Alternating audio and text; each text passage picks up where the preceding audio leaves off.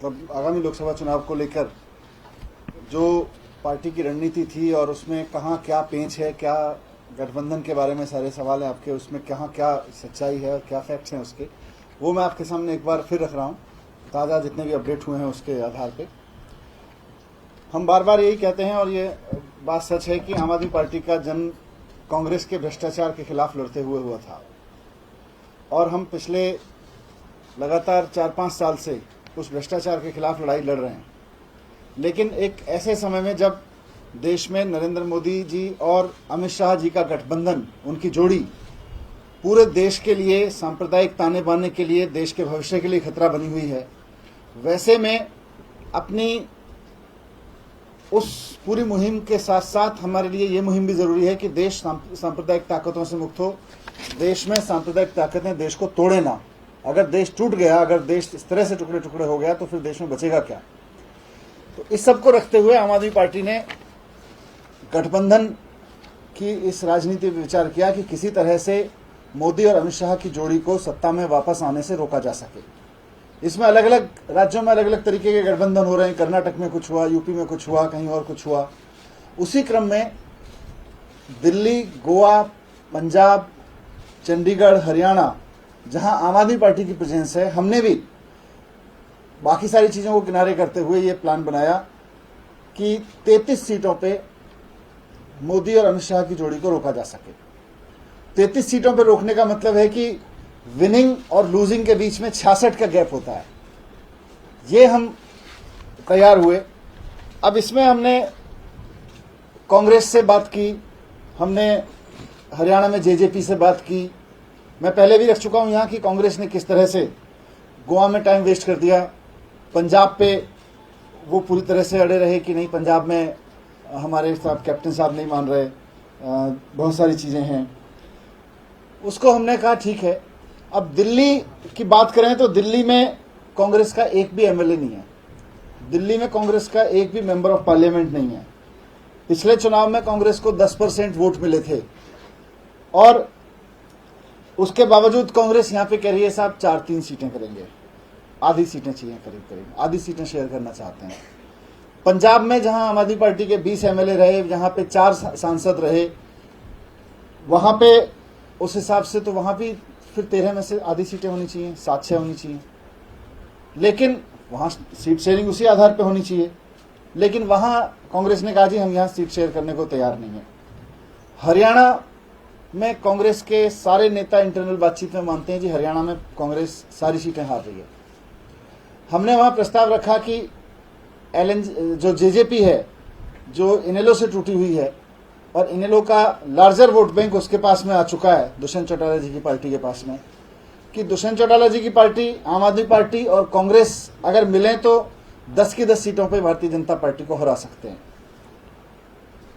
अभी जो जींद में उपचुनाव हुआ वो इस बात का सबूत है। वहां पे मैं आपको रिकॉल कर दूं कि जींद में उपचुनाव में बीजेपी को 50,500 वोट मिले। जेजेपी और आप मुख्यमंत्री जी खुद गए थे वहां पे प्रचार करने, 37,600 वोट मिले, और कांग्रेस को केवल 22,000 वोट मिले।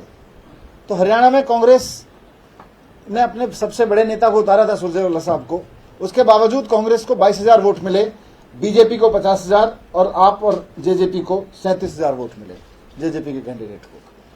तो इसका मतलब यह है कि अगर जेजेपी, आप और कांग्रेस मिल जाए तो बीजेपी से ऊपर जा सकते हैं। इसीलिए हमने वहां प्रस्ताव रखा कि चलिए गोवा छोड़ दीजिए, चलिए आप पंजाब भी नहीं करना चाहते। मैंने यही आपके सामने रखा था कि 18 सीटों पर, लेकिन अभी भी मोदी और अमित शाह की जोड़ी को नीचे किया जा सकता है। और उसका असर ये दिख रहा है कि Bharatiya Janata party last minute तक अपने कैंडिडेट डिक्लेयर करने से डर रही है। उसको समझ नहीं आ रहा है कि किस तरह से आगे की रणनीति बनाए, क्योंकि उनको भी समझ आ रहा है उनका।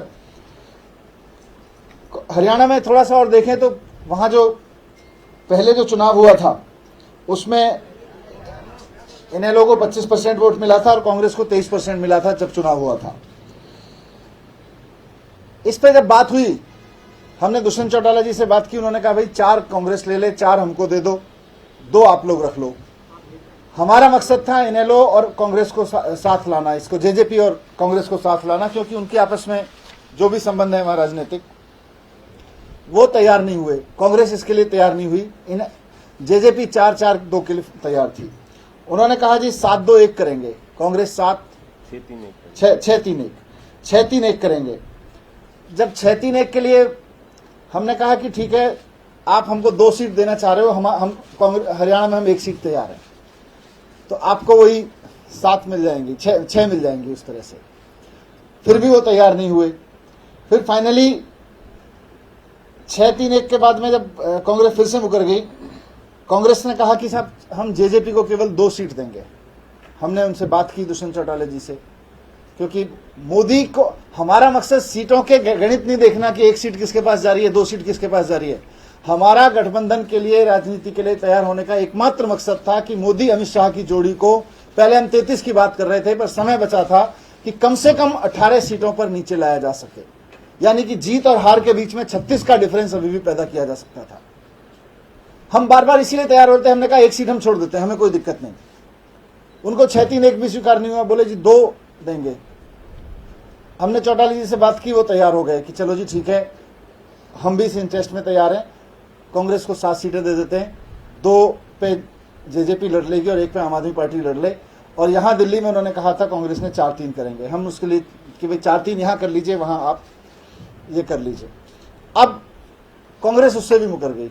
कल रात को कांग्रेस के नेताओं ने, संजय भाई बताएंगे, उन्होंने उनको मैसेज दे दिया कि भाई हम हरियाणा में बिल्कुल तैयार नहीं है। तो इससे साफ हो रहा है कि कांग्रेस टाइम पास कर रही थी, कांग्रेस की मंशा नहीं थी हरियाणा में गठबंधन करने की, वो सिर्फ दिल्ली कह रहे हैं।